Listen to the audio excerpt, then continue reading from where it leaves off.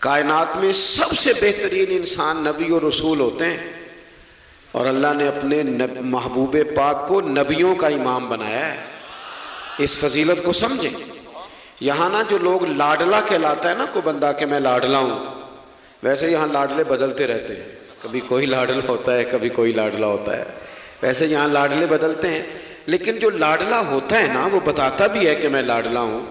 اور کسی کا بھی کوئی لاڈلا ہو جائے تو وہ ناز نخرے دکھاتا ہے، رسول کریم اور رب کے لاڈلے محبوب ہیں۔ لیکن جو بات میں نے آپ کی خدمت میں عرض کرنی ہے، آپ اس پر توجہ کریں گے۔ حضور امام الانبیاء ہیں، اللہ کے محبوب ہیں، نبی پاک علیہ السلام کا پتھروں نے کلمہ پڑھا ہے، چاند حضور کے اشارے پر ڈوبتے ہوئے واپس لوٹ آیا ہے، سورج ڈوبتے ہوئے آ گیا ہے، چاند کے 2 ٹکڑے ہوئے ہیں، یہ ساری حضور کی شانیں۔ اللہ نے اپنے محبوب کو معراج عطا فرمائی ہے۔ لیکن ملت کے جوانوں، آپ کو پتہ ہے ہمارے نبی پاک کا سب سے پہلا تعارف کیا ہے؟ حضور کا سب سے پہلا تعارف یہ ہے کہ یہ صادق اور امین ہے، یہ سچ بولتے ہیں۔ حضور کے اسوہ نور کی پہلی بات جو لوگوں کے سامنے آئی تھی وہ یہ تھی کہ یہ صادق ہیں، یہ سچے ہیں، یہ جھوٹ نہیں کہتے۔ آپ کو پتہ ہے رسول پاک صلی اللہ علیہ وسلم سے پوچھا گیا تھا، حضور مومن کنجوس ہوتا ہے؟ فرمایا کبھی ہو جاتا ہے۔ یا رسول اللہ مومن بزدل بھی ہوتا ہے؟ فرمایا کبھی ہو جاتا ہے۔ یا رسول اللہ مومن جھوٹ بولتا ہے؟ تو میرے کریم نے فرمایا نہیں، میرا مومن جھوٹ نہیں بولا کرتا۔ حضور کا جو پہلا تعارف ہے نا، یہ جو حضور کی 40 سالہ زندگی ہے نا، اسے نبی پاک علیہ السلام نے اپنی نبوت کی دلیل کے طور پر بیان فرمایا ہے۔ فرمایا فَقَدْ لَبِثْتُ فِيكُمْ عُمَرًا مِّن قَبْلِهِ أَفَلَا تَعْقِلُونَ۔ محبوب آپ ان سے کہہ دے میں نے تمہارے بیچ وقت گزارا ہے، تمہیں عقل نہیں؟ کوئی میری طرح کا سچا دیکھا ہے تو دکھاؤ۔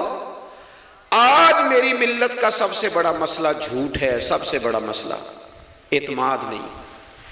بیوی اپنے شوہر سے کہتی ہے کہ تو تھوڑے پیسے دے لیا کر، تھوڑے ایک جوڑے پہ میں گزارا کر لوں گی، میرے ساتھ سچ تو بول۔ تو لاہور جاتا ہے تو لاہور کا بتا کے جا۔ ماں کہتی ہے پتر سے کہ پتر تھوڑی باتیں بتایا کر پر سچی بتایا کر۔ قوم کا اعتماد اٹھ گیا سیاستدانوں سے، تم نے لمبے چوڑے وعدے کیے، تم نے بڑی باتیں سنائی۔ تم دیکھیں نا، آپ کی توجہ اگر ہو تو میں ایک حوالہ اس طرح کا بھی عرض کروں آپ کی خدمت میں۔ سبز باغ دکھا کے لوگوں کو کبھی پریشان نہیں کرنا چاہیے، کبھی بھی۔ یہ ہمارے پیر بھلا کیا کرتے ہیں بیچارے، ایک کرامت اللہ خیر کرے کبھی کوئی ایک بن جاتی ہے نا تو پھر وہ کمپنی کی مشہوری کا ذریعہ بنتی ہے۔ وہ کہتے ہیں اس کرامت کو بھی فیس بک پہ ڈالو۔ میں نا کراچی جا رہا تھا تو لاہور میں تھوڑا سا مریض ہوں، مجھے الرجی ہو جاتی ہے، زیادہ دیر بیٹھ نہیں سکتا، تو ایک کانفرنس میں مجھے شرکت کرنی تھی۔ تو ایئرپورٹ سے ہی میں نے دوستوں سے پوچھا موسم تمہارا کیسا ہے؟ کہنے لگے پیر صاحب بڑی گرمی ہے اور شدت ہے بڑی، اے سی چلا کے بھی گاڑی میں دقت ہے۔ تو میں نے کہا اچھا دعا کرتے ہیں اللہ بارش برسا دے۔ تو یہ دعا لاہور ہو رہی تھی، میں کراچی ایئرپورٹ پہ اترا تو بارش ہو رہی تھی۔ تو وہ جو مجھے لینے آئے تھے نا صاحب، وہ گاڑی میں ایک بندے کو کہہ رہے ہیں کہ وہ پیر صاحب نے لاہور آکھیا سی تو 1.5 گھنٹے جمی آ گیا ہے۔ وہ میں نے اسے کہا بس کر، اب آگے نہ بتا، ایسا نہ ہو کہ 2-4 لوگ آ جائیں کہ پیر صاحب جو کہتے ہیں وہ ہو جاتا ہے۔ جڑے محرم راز حقیقت دے اور راز حقیقت کھول دے نہیں، جڑے محرم راز حقیقت دے اور راز حقیقت کھول دے نہیں، اے جنہ ویکھیا نہیں او کرن گلاں، جنہ ویکھ لیا ہو تے بول دے ہی نہیں۔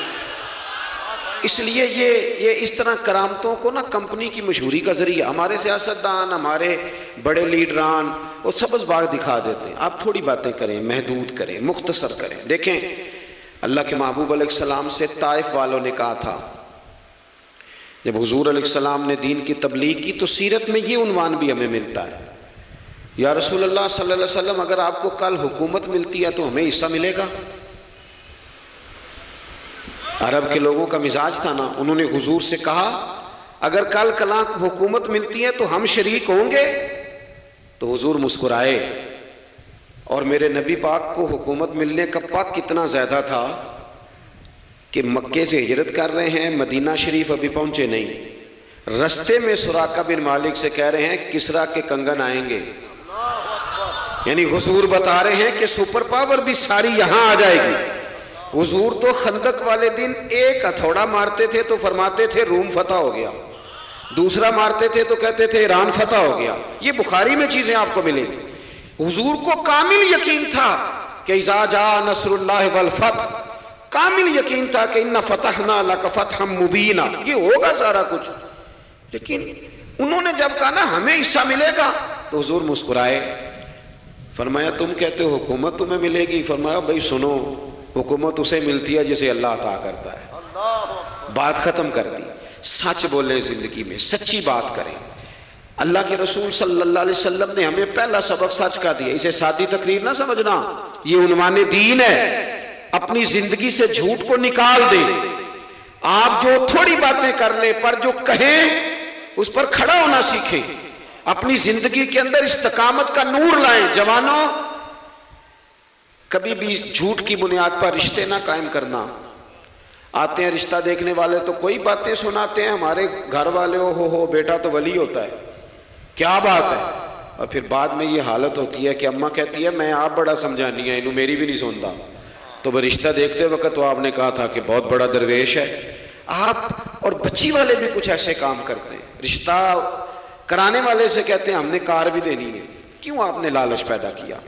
کیوں پہلے آپ نے خرابیاں کی؟ اپنی زندگی میں سچ بولیں، سچی بات کریں۔ کبھی بھی کوئی ایسا کام نہ کریں جس سے کہ لوگوں کی طبیعت ایسی ہو کہ لوگ سمجھیں کہ یہ لوگ تو غلط بیانی کے عادی ہیں۔ دیکھیں بخاری میں موجود ہے، سیرت کی تمام کتابوں میں الفاظ کے اختلاف کے ساتھ یہ اپنی اصل کے ساتھ یہ چیز ہر جگہ موجود ہے۔ حضرت ابو سفیان رضی اللہ تعالیٰ عنہ بعد میں مسلمان ہوئے، فرماتے ہیں میں جب شاہ روم کو حضور کا خط گیا تھا نا ہرقل کو، حضور صلی اللہ علیہ وسلم نے اس سے کہا کہ کلمہ پڑھ لو، خطوط لکھے نبی کریم نے۔ اس نے کہا یہاں ڈھونڈو کوئی عرب کا سردار اگر آیا ہو تو میں ملنا چاہتا ہوں۔ ابو سفیان کہتے ہیں میں بغرض تجارت وہاں موجود تھا، مجھے لوگ پکڑ کے بادشاہ کے پاس لے گئے، میں کلمہ نہیں پڑھتا تھا۔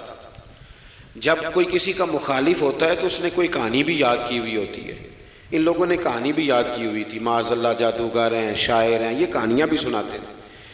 کہتے ہیں کہ مجھے وہ لے گئے، بادشاہ کے سامنے کھڑا کر دیا۔ اب بادشاہ نے سوالات پوچھے، میں کوئی حق میں نہیں تھا کہ میں حق میں باتیں کرتا، میں تو اس وقت تک کلمہ نہیں پڑھتا تھا اور جو کفار کہتے تھے وہ ساری باتیں میں نے کرنی تھی۔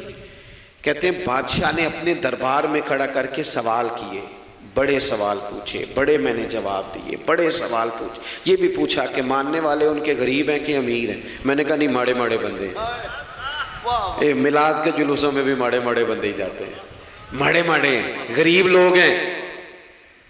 اس نے یہ بھی پوچھا کہ ماننے والے بڑھ رہے ہیں یا گھٹ رہے ہیں؟ میں نے سارے جواب دیے۔ او ملت کے جوانوں، خدا را میری بات سننا۔ ابو سفیان کہتے ہیں غیروں کا دربار، سوال کرنے والا بھی کلمہ نہیں پڑھتا، ابھی جواب دینے والا بھی کلمہ نہیں پڑھتا۔ اس نے مجھ سے کہا کہ آپ نے بتایا کہ آپ رشتے میں چچا ہوتے ہیں، یہ بتاؤ وہ جنہوں نے اعلان نبوت کیا ہے کیا کبھی انہوں نے جھوٹ بھی بولا ہے؟ آج لوگوں نے نام نہیں بدل دیا جھوٹ کا، کچھ نے بہانہ نام رکھ دیا جھوٹ کا، جی میں نے بہانہ کر دیا تھا۔ کچھ کہتے ہیں جی جی وہ تو میں نے تو بس ایسے ہی بات، وہ تو میں نے مذاق کیا تھا۔ جھوٹ کے نام نہیں بدل دیے لوگوں نے۔ ابو سفیان کہتے ہیں مجھ سے بادشاہ کھڑا کر کے پوچھنے لگا کیا کبھی انہوں نے جھوٹ بھی بولا ہے؟ ابو سفیان کہتے ہیں کہ لمحے کے لیے میرے دل میں آیا کہہ دوں کہ بولا ہے۔ پھر میں نے کہا ایک تو یہ عرب کی وفاداری کے خلاف ہے، اور دوسرا میں کہوں گا وہ جادوگر ہیں تو شاید کو ایک سیکنڈ کے لیے توجہ کرے، میں کہوں گا وہ شاعر ہیں شاید کو توجہ کرے، اور مدینے والے نے جھوٹ بولا یہ تو مانے گا ہی کوئی نہیں۔ سنو سنو، جن چیزوں کو معمولی سمجھ کے ہم نے رائج کیا وہ ہمارا وقار لے گئی۔ دنیا ہم پر اعتماد نہیں کرتی۔ ہم اس ملک میں بستے ہیں جہاں زلزلہ بھی آئے تو غیر ملکی امداد کرنا چاہیں تو وہ کہتے ہیں حکومتوں کے ہاتھ میں نہیں دیں گے، خود جائیں گے۔ ہمارا یہ حال ہو گیا ہے کہ قوم پر اعتماد اٹھ گیا دنیا کا۔ ہمیں پلٹنا ہے، ہم نے دیکھنا ہے ہمارا رویہ کیا ہے، ہمارا انداز کیا۔ تھوڑی کر لیں باتیں کو ضروری ہے صبح شام بولنا، تھوڑے کر لیں باتیں۔ تھوڑے دعوے کر لیں کوئی ضروری ہے؟ سنو میرے عزیز، ابو سفیان کہتے ہیں کہ اس نے کہا کبھی جھوٹ بھی بولا ہے؟ میں سوچ میں پڑ گیا۔ بادشاہ نے پھر دوہرا کے کہا سردار چپ کر گئے ہو، میرے آخری سوال کا جواب دو، کیا کبھی اس کریم نے جھوٹ بولا ہے؟ ابو سفیان کہتے ہیں میرے ہاتھ میں چھڑی تھی، میں نے وہ زمین پر رکھی اور میں کھڑا ہو گیا، میں نے کہا سردار سن، وہ میرے رشتے میں بھتیجے ہیں، میری بڑی مخالفت ہے، میں نے ان کے خلاف جنگیں لڑی ہیں، کبھی وہ غالب آئے کبھی میں غالب آیا، آج تک میں لڑ رہا ہوں، لیکن میں ایک بات تمہیں ذمہ داری سے کہتا ہوں، میں غیر نہیں ہوں، وہ میرے بھتیجے ہیں، میں نے ان کو ماں کی گود میں بھی دیکھا ہے، دادا کے کندھوں پہ بھی دیکھا ہے، چچا کے گھر میں بھی دیکھا ہے، ختیجہ کا دولہا بنے بھی دیکھا ہے، زینب سے لے کر فاطمہ تک بیٹیوں کو گود میں کھیلتے بھی دیکھا ہے، میں نے انہیں بدر اور احد میں آتے بھی دیکھا ہے، میرے سامنے پیدا ہوئے اور میرے سامنے ان کے بالوں میں سفیدی آئی، مخالفت اپنی جگہ پر میں تمہیں یہ بات ذمہ داری سے بتاتا ہوں، اس محبوب کی زبان سے جو بھی نکلتا ہے حق اور سچ نکلا کرتا ہے۔ وہ اسیر دشمن کی چاہ میں بھی، مخالفوں کی نگاہ میں بھی وہ امی ہے، صادق ہے، معتبر ہے، میرا پیغمبر عظیم تر ہے، میرا پیغمبر عظیم تر ہے، میرا پیغمبر عظیم تر ہے۔ ابو سفیان کہتے ہیں میں یہ لفظ کہے تو کتنے ہی لوگ دربار میں رو پڑے، ایک سناٹا چھا گیا، کوئی صحابی نہیں وہاں، کوئی نعرہ لگانے والا نہیں، کوئی اپنا نہیں، لوگ رو پڑے۔ کہتے ہیں بادشاہ نے چادر اٹھائی کندھے پہ رکھی، کچھ دیر سوچتا رہا، پھر وہ چل دیا۔ میں نے پیچھے سے آواز دی، میں نے کہا تو نے اتنے سوال پوچھے، میں نے اتنے جواب دیے، کوئی رزلٹ بھی تو بتانا کیا نکلا، نتیجہ کیا ہے؟ تو بادشاہ نے پلٹ کے میری طرف دیکھا، کہنے لگا سردار نتیجہ تو نکل آیا نا یار، جس بندے نے بندوں سے جھوٹ نہیں بولا وہ یہ جھوٹ کیوں بولے گا کہ میں اللہ کا رسول بن کے آیا؟ اس نے او میرے بھائی اپنی زندگی میں سچ لاؤ، خدا را ہمارے گھروں سے لے کر حکومت کے ایوانوں تک ضرورت سچ کی ہے، ضرورت سچ کی ہے۔ دوسری بات، اپنی زندگی میں دیانتدار ہو جائیں، چھوڑ دے سامنے والا کیا کر رہا ہے، میں اپنے اس ممبر سے دیانتدار ہوں کہ نہیں، یہ میں نے اللہ کو جواب دینا ہے، میں نے اتنی عزت سمیٹی ہے دین کے نام پہ سمیٹی ہے، میں نے اللہ کو جواب دینا ہے۔ ہم سارا دھیان دوسروں کا رکھنے لگ گئے۔ حضرت خواجہ نصیر الدین چراغ دہلوی رحمۃ اللہ علیہ سے بادشاہ نے آ کے وظیفہ پوچھا تھا، حضرت کو وظیفہ بتائے، تو خواجہ صاحب فرمانے لگے اپنا کام دیانتداری سے کر، یہی سب سے بڑا وظیفہ ہے۔ اپنی زندگی میں دیانتداری، امانت داری، آپ اس طرح کے ہو جائیں کہ آپ جس طرح آپ سمجھے نا کہ یہ حرام جانور ہے تو میرے منہ میں جائے گا تو مجھے الٹی آئے گی۔ آپ کبھی دیکھیں نا کہ حرام گوشت کوئی آپ کو بتا دے، آپ دو لقمے آپ نے کھا بھی لیے، لطف آیا، تو کسی نے کان میں کہا یہ تو ذبح ہی نہیں ہوا تھا، بیمار تھا، تو الٹی آ جاتی ہے کہ نہیں؟ بولو، کہہ آ جاتی ہے؟ انسان کا ذہن قبول کرتا ہے حرام کھانے کو؟ 2 کلو گوشت پہ الٹی آتی ہے تو 2 کروڑ روپے پہ کیوں نہیں آتی؟ ہمارے ایک دوست ہیں، یونیورسٹی کے لیکچرار ہیں، مجھے ایک دفعہ فرمانے لگے پیر صاحب عجیب بات ہے، ایک بندے کو نا کہیں جوتا پڑا مل گیا، بڑا قیمتی تھا پر ایک پیر تھا جوتے کا، ہماری دیانتداری کچھ اس طرح کی ہے، ایک پیر ملا، جوتا بڑا قیمتی تھا، مہنگا تھا، تو اس نے اس کا مالک ڈھونڈنا شروع، یہ کس کا ہے، یہ کس کا ہے، یہ کہ وہ شور کر رہا ہے، لیکن تھوڑا سا آگے جا کے جوتے کا دوسرا پیر مل گیا، پر اس نے مالک ڈھونڈنا بند کر دیا، اس کو اب اس کا دوسرا پاؤں مل گیا تو اب اس نے، یعنی کئی دیانتدار بڑے دیانتدار ہیں لیکن دوسروں کے معاملے میں، اپنے معاملے میں نہیں، اپنی زندگی میں انصاف کریں۔ میں مسجد میں جمعہ پڑھاتا ہوں، میں نے ایک دن اپنے ایک مدرسے کے طالب علم سے پوچھا، بیٹا جمعرات کو میں نے پوچھا، میں نے کہا صبح جمعہ میں تقریر کیا کرنی ہے؟ کہتے میں جو فیصلہ نہیں کیتا، میں کہا تو بڑا مولوی ہے نا، میں چھوٹا، میں تو جمعہ پڑھا کے شام میں فیصلہ کر لینا بھی اگلے جمعے کی بیان کرنا ہے۔ کیوں؟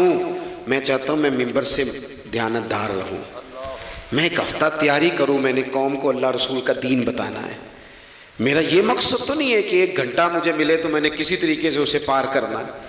آپ اپنے کام کے ساتھ ہمیشہ دیانت کا مظاہرہ کریں، اگر آپ دیانتدار ہو جائیں حضرت سعید بن عامر رضی اللہ تعالیٰ عنہ کو حضرت عمر نے کہا میں آپ کو ایک صوبے کا گورنر بنانا چاہتا ہوں، رو پڑے، فرمانے لگے اس قابل نہیں ہوں، آپ کہیں مجھے بھی آپ کہہ دیں کہ فلانا عہدہ ملتا ہے تو تیار ہے ساری دنیا ہی، کون انکاری ہے اس کام سے، سب تیار بیٹھے، لیکن روتے تھے لوگ کا جناب میں کہاں کر سکتا ہوں۔ حضرت عمر نے لگا دیا حمص کا گورنر۔ کچھ مہینوں کے بعد حضرت عمر تشریف لے گئے، جا کے پوچھا کہ کیسا ہے، تو پہلے تو ایک لسٹ منگوائی حضرت عمر نے، کچھ مال آیا ہے تو مختلف صوبوں میں بانٹنا ہے، غریبوں کی لسٹ لاؤ۔ ان کے صوبے کی لسٹ آئی تو تیسرا نام گورنر صاحب کا تھا۔ وہ کہا تمہارا گورنر مسکینوں غریبوں میں؟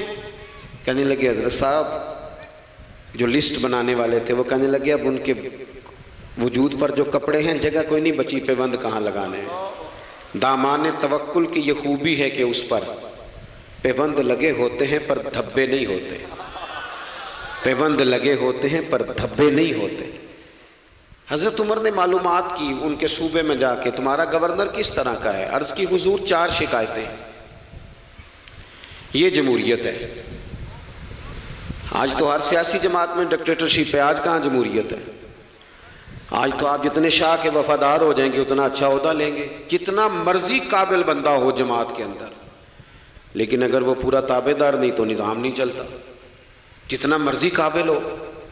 حضرت سعید بن عامر رضی اللہ تعالیٰ عنہ 4 شکایتیں، عام آدمی شکایتیں کر رہے ہیں۔ حضرت عمر نے کہا کون کون سی؟ تو انہوں نے کہا جی پہلی شکایت یہ ہے کہ ہمارے گورنر، توجہ ہے میرے بھائیوں کی، انہوں نے کہا جی پہلی شکایت یہ ہے کہ گورنر صاحب صرف دن کو ملتے ہیں، انہیں رات کو بھی لوگوں سے ملنا چاہیے۔ دوسری شکایت یہ ہے کہ جب شروع میں آئے تھے تو فجر کے بعد بیٹھ جاتے تھے، مسائل سنتے تھے، اب سورج نکلنے پر اشراق چاشت کے ٹائم 8، 9، 10 بجے آتے ہیں۔ تیسری شکایت یہ ہے کہ ہفتے میں ایک دن ملتے ہی نہیں۔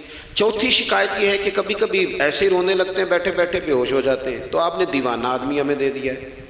حضرت عمر فاروق رضی اللہ تعالیٰ عنہ نے حضرت سعید بن عامر کو مجمع میں پوچھا جناب آپ پبلک کے نمائندے ہیں، آپ کو سوالوں کے جواب دینے چاہیے، بتلائیے نا۔ اور یہ پبلک کے نمائندے صرف سیاستدان نہیں ہوتے، پیر صاحبان بھی ہوتے ہیں، مسجد کا خطیب بھی ہوتا ہے۔ اگر حضرت عمر سے پوچھا جا سکتا ہے کرتا کہاں سے آیا تو پیر صاحب سے بھی تو پوچھا جا سکتا ہے نا، ان کو بھی جواب دینا چاہیے، ان کو بھی بتانا چاہیے، اس لیے کہ وہی تو دعویٰ کر رہے ہیں فقر بتانے کا۔ تو حضرت عمر نے 4 سوال کہا سعید آپ کے ذمے 4 سوالوں کے جواب ہیں، تو حضرت سعید بن عامر نے گردن جھکائی، کہنے لگے پہلے ہی کہا تھا میں گورنری کے قابل نہیں۔ فرمایا اب تو بن گئے ہونا، جواب تو دینا ہے، حضور بتلائیے۔ فرمایا پہلا سوال آپ سے یہ ہے کہ یار لوگ کہتے ہیں رات کو کام پڑ جاتا ہے اور آپ ملتے نہیں۔ تو حضرت سعید بن عامر نے اپنی داڑھی پکڑ لی، عرض کی حضور یہ ساری سفید ہو گئی ہے، بڑھاپا ہے، دن مخلوق کے لیے رکھا ہے، رات اپنے رب کے لیے رکھی ہوئی ہے۔ اگر پھر بھی کسی کو شوق ہو تو سعید بن عامر جب بھی ملے گا مسجد میں ملے گا، ساری رات بارگاہ ربوبیت کی او سنگیو تھوڑا مسلح بھی یار مضبوط کر لو، تھوڑا سا نا، ہم نہ تھک گئے ہیں فون سن کے۔ بہت سارے لوگ ایسے ہیں جن کے وجود نہیں اتنی تھکے جتنے دماغ تھک گئے، کمنٹس پڑھ کے، کمنٹس دے کے، رائے دے کے، بڑے بڑے باصلاحیت لوگوں کے حافظے کمزور ہو گئے۔ خدا را اپنی صلاحیتوں کو زنگ لگا لو گے۔ یہ تو جتنے لوگ ہیں میڈیا چلانے والے، ان کو تو میڈیا چلانا ہے، اور اب تو پتہ نہیں کتنے چینل اور کتنے لوگ اور سوشل میڈیا پہ کتنے، اور ادھر کتنے تو ادھر کتنے۔ خدا را کچھ وقت اگر مسلح پہ ملے تو آپ یقین کریں روح تازہ ہو جاتی ہے۔ لمبی لمبی دعائیں مانگیں، اپنے رب کو اپنے دکھ سنائیں، رسول پاک کی بارگاہ میں یہ نذرانے پیش کریں، آپ محسوس کریں گے وجود طاقتور ہوگا۔ حضرت سعید بن عامر کہنے لگے رات مسلح پہ گزارتا ہوں۔ دوسرا سوال آپ سے یہ کرنا تھا کہ یہ لوگ کہتے ہیں کہ آپ پہلے فجر میں آ جاتے تھے، اب اشراق چاشت کے بعد 9-10 بجے نکلتے ہیں۔ تو حضرت سعید بن عامر نے گردن جھکائی، کہا یہ میرا راز تھا، میری پرائیویٹ بات تھی۔ کہا جناب اب تو لوگوں کا سوال ہے۔ تو آپ فرمانے لگے میرے گھر میں خادم کوئی نہیں، غریب آدمی، بیوی بیمار ہو گئی ہے، 35 سال اس وفادار عورت نے میری ڈیوٹی کی ہے، بیماری میں چھوڑ دوں تو وفاداری تو نہیں نا۔ सवेरे उठता हूँ, घर का काम करता हूँ, फिर बीवी के लिए नाश्ता बनाता हूँ, उसे खाना खिलाता हूँ, तैयारी करते आते देर हो जाती है। दूसरे सवाल पर लोग रो पड़े। कहा तीसरा एतराज़ आप पे ये है कि हफ्ते में एक दिन मिलते नहीं। तो हज़रत सईद बिन आमिर कहने लगे मैंने कहा था मेरा पर्दा ना खोला जाए। मैं बड़ा राज़ी हूँ रब की अताओं पे, मैं क्यों किसी के सामने अपना दुख बयान करूँ। गर्दन को झुका देता है खैरात का पत्थर, जहां में मांगने वालों के सर कभी ऊंचे नहीं होते। और गैरत है बड़ी चीज जहां ने तगोदो में पहनाती है ये फक्र को ताजे सरदारा। आप मौका दें जी, बड़ी मेहरबानी, छोड़ दें जी, थोड़ी 1 मिनट सिर्फ जी हमें दें। बोले नहीं, प्यार से जी, नाराज नहीं होना, आप हमें मौका दें। बात भी अब तकरीबन करीब होने के करीब आई। कहा हजरत सैयदना सईद बिन आमिर रदी अल्लाह ताला अन्हु ने फरमाने लगे मैंने कहा था ये मेरा पर्दा है, ये ना सुनाया करें आप दुख लोगों को। ये गरीब कहते हैं मैं किसी अमीर के साथ लग जाऊंगा तो कुछ भी नहीं बनता, छोड़ दें आप। दुखड़े रब रसूल को सुनाओ, खैरात भी मिलेगी और इज्जत भी मिलेगी, वो देंगे और किसी को बताएंगे भी नहीं। हजरत सईद बिन आमिर रदी अल्लाह ताला अन्हु से तीसरा सवाल हुआ। कहा जनाब आप हफ्ते में एक दिन मिलते नहीं। तो फरमाने लगे मेरा राज था पर बता देता हूं, जोड़ा एक ही है मेरे पास। हफ्ते में एक दिन धो लेता हूं, फिर बीवी के कपड़े पहन के सारा दिन बैठा रहता हूं। अगर दूसरा जोड़ा हो तो ये काम न करूं। हजरत उमर रो पड़े। कहा जल्दी से चौथे सवाल का जवाब भी दे, कभी कभी रोते हो तो बेहोश हो जाते हो। वो फिर रो पड़े। अर्ज करने लगे हुजूर 40 साल की उम्र में कलमा पड़ा। मेरे सामने हजरत खुबैब को फांसी दी गई मक्के में। जब वो अपनी पिछली गलतियां याद आती हैं तो फिर रो पड़ता हूँ। याद माजी अजाब है या रब, मैं तकलीफ़ में आ जाता हूँ। सोचता हूँ अगर अल्लाह ने सवाल किया तो कैसे जवाब दूंगा, इसलिए बर्दाश्त नहीं होता तो रो पड़ता हूँ। चारों सवालों के जवाब दिए तो हज़रत सईद बिन आमिर कहने लगे अब आपने मुझसे सवालों के जवाब तो ले लिए, अब मेरी सज़ा का भी तो ऐलान करें ना, बताएं ना। तो हज़रत उमर ने हाथ उठाए और क्या लफ्ज़ कहे। कहे अल्लाह मेरे नबी की उम्मत को इस तरह के कुछ और लोग भी अता फरमा, कुछ अपनी ज़िंदगी में दयानतदार हो जाएं।